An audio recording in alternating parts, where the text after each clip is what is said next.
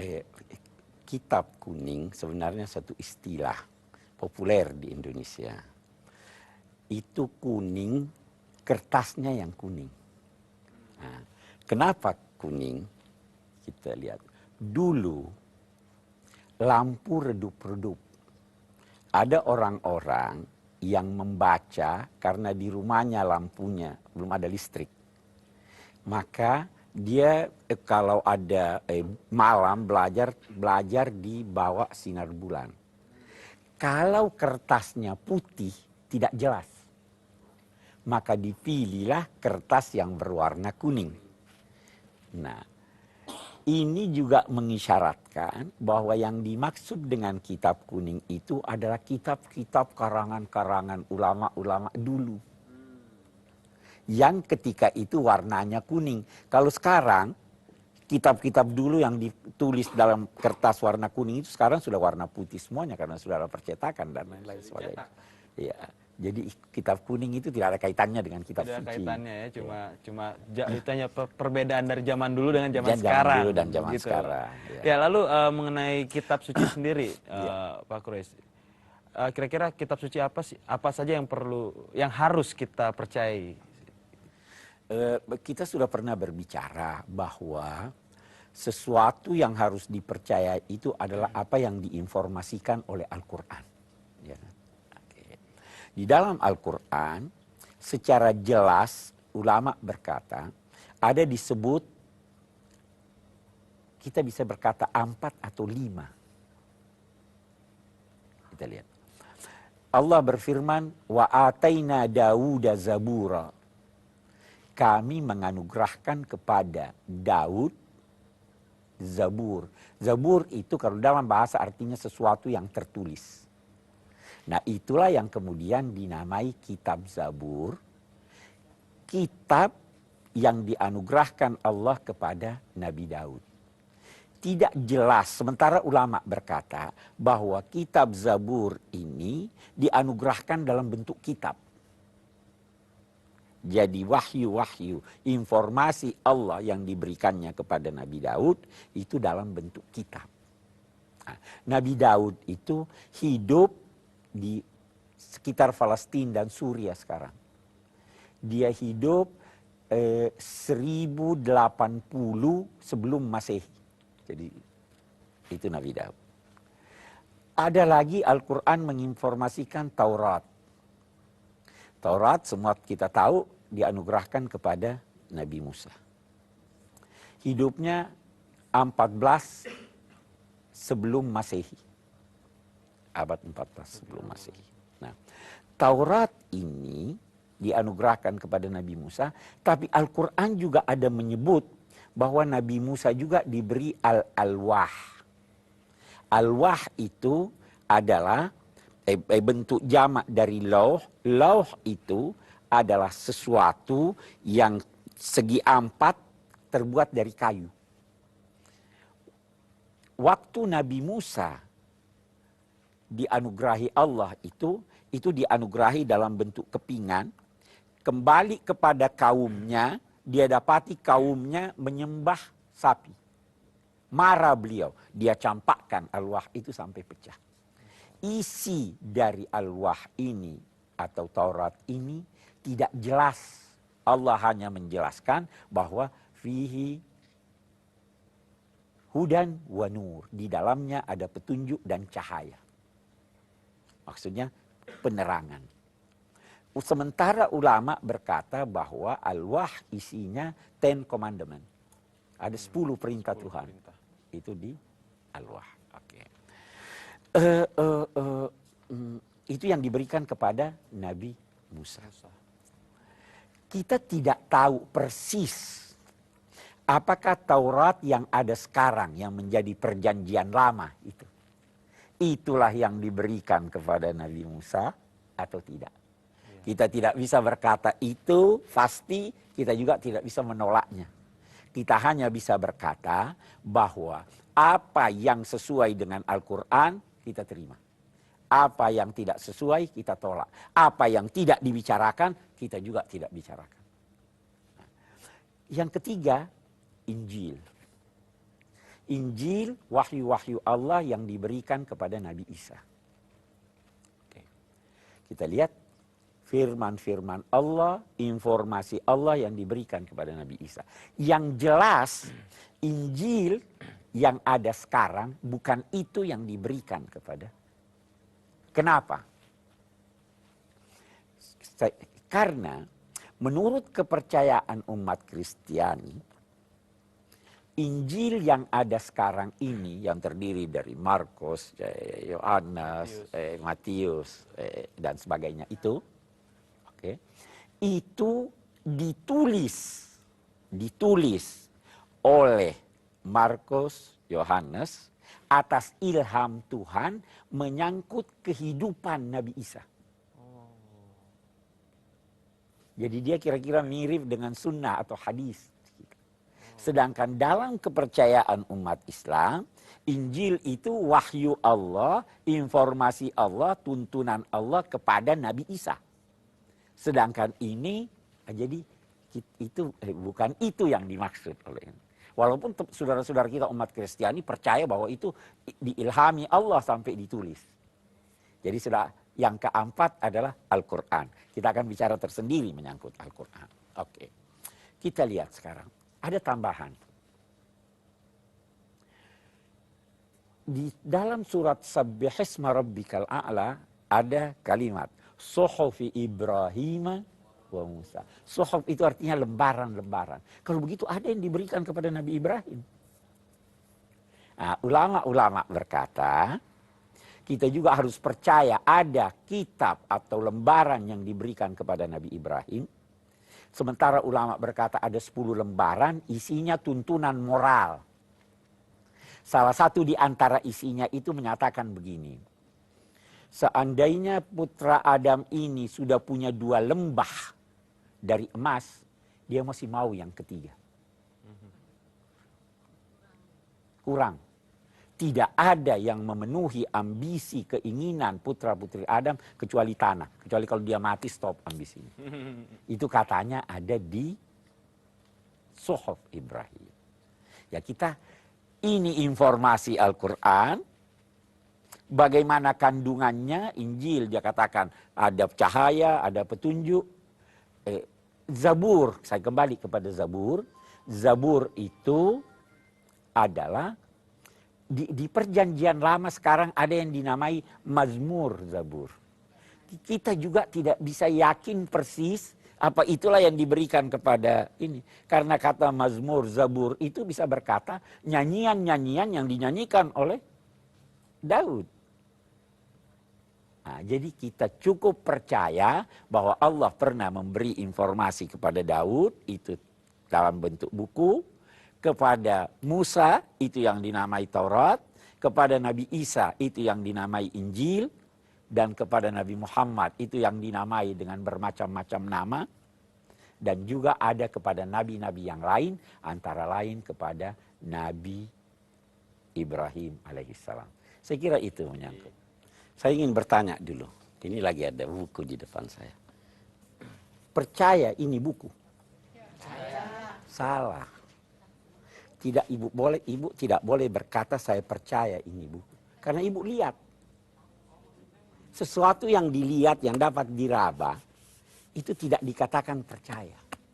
Saya tahu itu buku. Saya lihat itu buku. Ya kan? Nah, ini dulu. Yeah. Jadi ketika Allah Subhanahu wa Ta'ala berkata, berfirman, Rasul bersabda, percaya kepada kitab-kitab.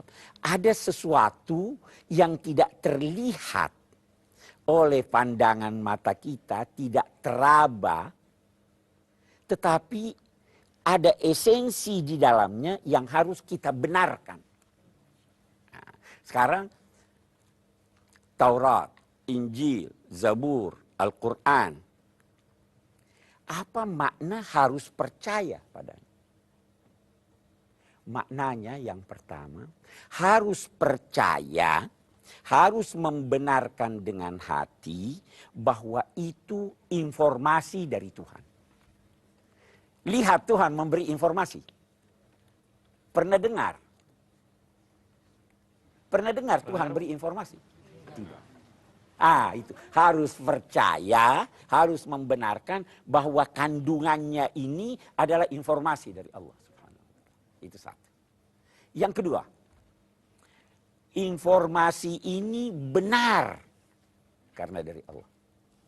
Nah, kita mau tambah, informasi ini sesuai dengan kebutuhan masyarakat yang diberikan kepadanya kitab itu. Jadi Zabur sesuai dengan masyarakat yang dijumpai oleh Nabi Musa, Nabi Daud. Injil sesuai dengan masyarakat yang ditemui oleh Nabi Isa. Nah, masyarakat bisa berkembang nggak? Iya, bisa. Saya beri contoh lagi. Si A sakit, dia ke dokter, diberi obat, makan obat ini 3 kali sehari. Setelah seminggu dia datang lagi, diperiksa oleh dokter. Bisa diganti obatnya atau tidak? Diganti obatnya. Ini sekarang kamu sudah lebih sehat. 2 kali sehari aja, tidak usah minum obat itu. Dokter menyesuaikan tuntunannya sesuai dengan keadaan masyarakat. Begini juga informasi Tuhan kepada nabi-nabi. Hai Daud, kau punya masyarakat itu begini. Ini dia kerjakan, ini dia lakukan. Berubah masyarakat, kamu nabi ini begini. Berubah lagi masyarakat. Sehingga setelah masyarakat mencapai kedewasaannya, datanglah tuntunan yang bersifat umum, itulah Al-Quran. Kandungan Al-Quran itu membenarkan yang lalu sekaligus mengoreksi. Itu makna percaya kepada kitab-kitab suci. Jadi boleh jadi sudah ada yang tidak sesuai dengan kita. Oh gitu. Iya, boleh jadi yang tidak sesuai dengan kita. Saya kira. Iya. Lalu bagaimana tentang cara Tuhan nih, cara Tuhan untuk berhubungan dengan manusia sendiri. Dalam Al-Quran, ini kita bicara wahyu sekarang, ya kan? Kitab suci itu adalah informasi, adalah wahyu yang disampaikan Tuhan kepada siapa yang dia kehendaki. Al-Quran menyatakan ada 3 cara Allah berhubungan memberi informasi pada manusia. Maka li basyarin ayyukallimahullahu illa wahyan au mi wara'i hijab au yursila rasulan fayuhi biiznihi. Allah tidak melakukan hubungan berbicara dengan manusia kecuali salah satu dari 3 cara. Yang pertama mimpi. Nabi Ibrahim mimpi menyembelih anaknya. Ya, itu wahyu, informasi dari Allah, perintah, sembelih anakmu. Au mi wara'i hijab. Dia mendengar suara tapi dia tidak lihat Tuhan. Itu Nabi Musa. Wa kallamallahu Musa taklima. Atau dia mengutus malaikat. Itu 3 cara Tuhan. Dia mengutus malaikat, wahai malaikat Jibril sampaikan pada Nabi Muhammad ini. Bisa-bisa dia suruh malaikat yang lain. Tetapi kalau wahyu Al-Quran itu dibawa oleh malaikat Jibril. Itu 3 cara. Orang bertanya begini, bisa enggak itu? Saya mau beri contoh. Ibu-ibu pernah tahu, pemirsa pernah tahu hipnotisme? Iya. Iya. Bagaimana itu caranya dia berhubung? Pernah lihat besi berani? Iya, magnet. Magnet. Tahu apa yang dinamai telepati? Itu ahli-ahli ilmu jiwa, ya telepati. Hubungan dari jauh. Sayyidina Umar pernah di Madinah, lihat di jauh, di Syria sana. Dia lagi khutbah, terus berteriak, ya Sariyal Jabal, wahai Sarya naik ke gunung. Suaranya didengar di sana tanpa alat. Itu telepati. Jadi ada itu.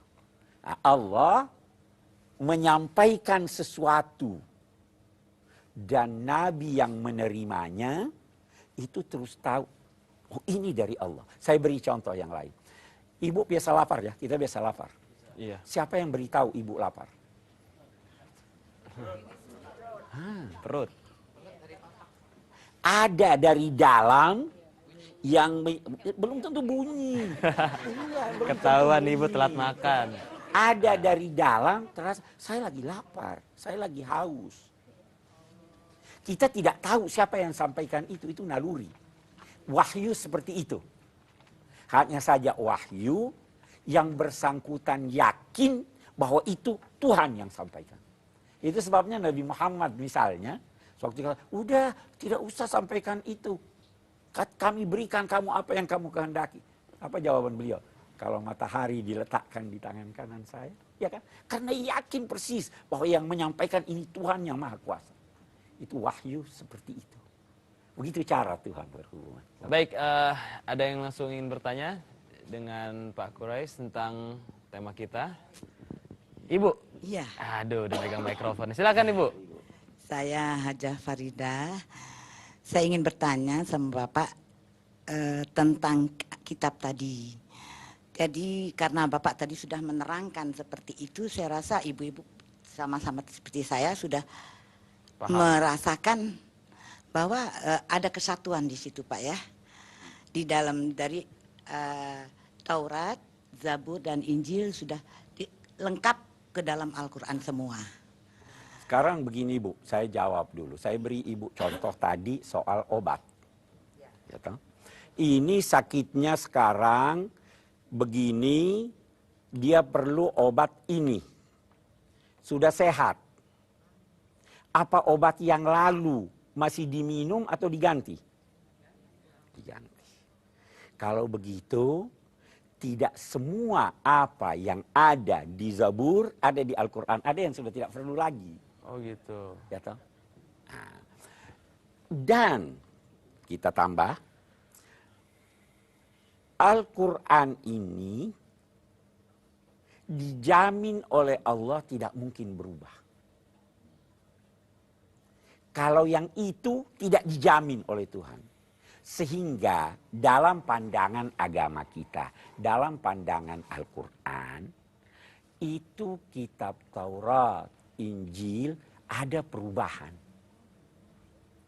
yang dilakukan oleh manusia. Itu kepercayaan kita. Kalau orang lain mau percaya tidak, tapi itu Al-Quran nyatakan begitu. Nah, karena itu Al-Quran datang meluruskan yang dirubah itu.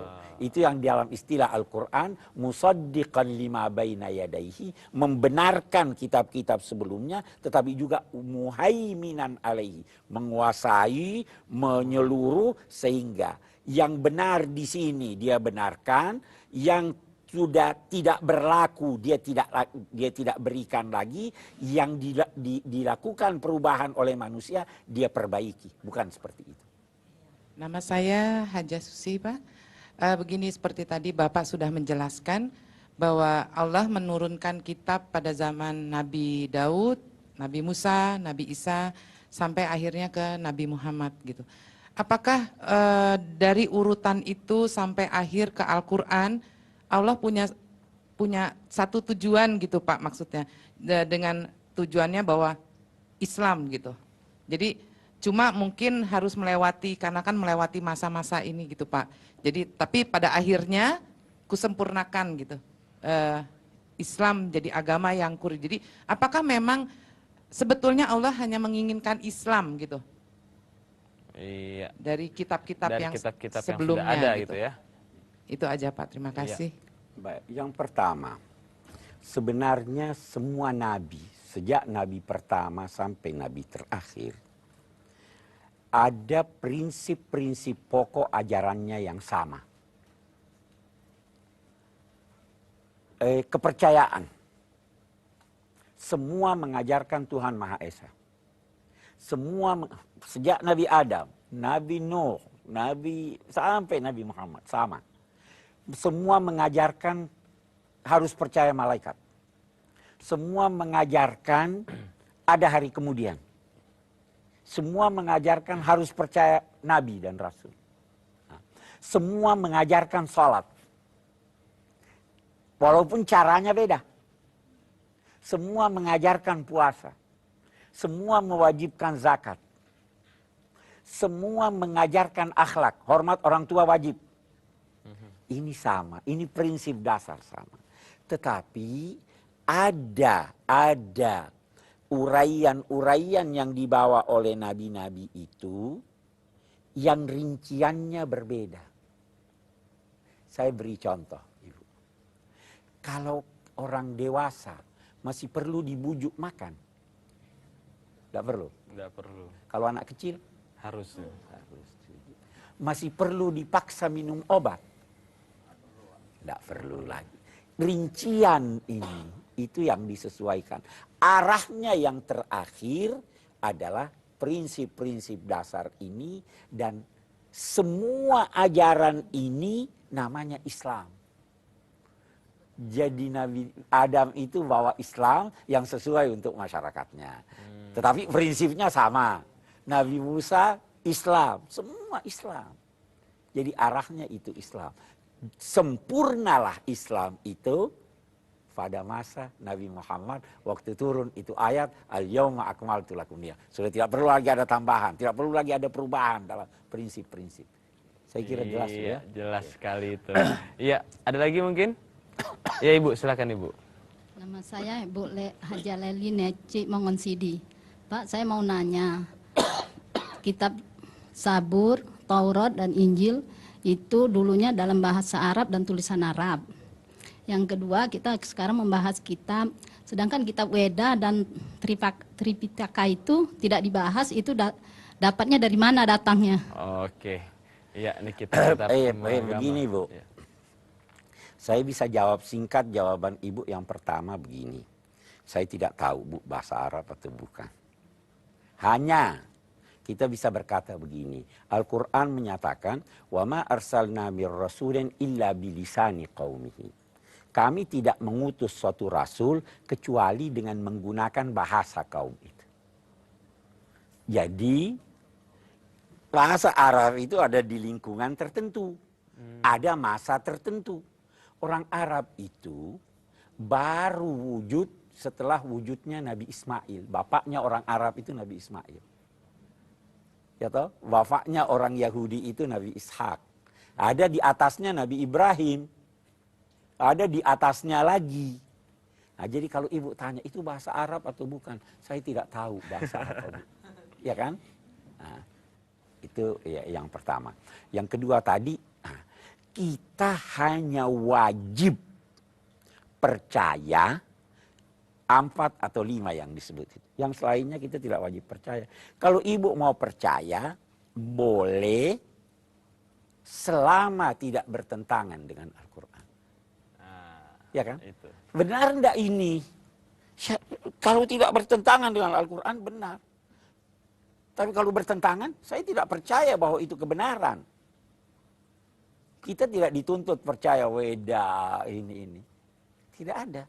Sama juga halnya kalau kita bicara Nabi. Nabi itu yang wajib kita percaya 25 Nabi. Ya. Buddha itu Nabi atau bukan? Kita tidak tahu. Kita tidak wajib percaya. Ya tuh Bu ya. Karena Allah berfirman, di setiap daerah kami utus seorang pemberi peringatan. Tapi tidak diceritakan pada kita.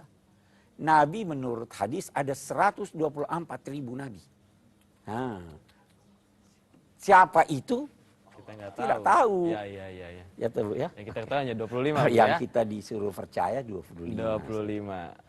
Oke, ya mungkin juga satu pertanyaan dari saya juga nih, Pak Quraisy, sebagai seorang Muslim, kita bersandar kepada Al-Quran.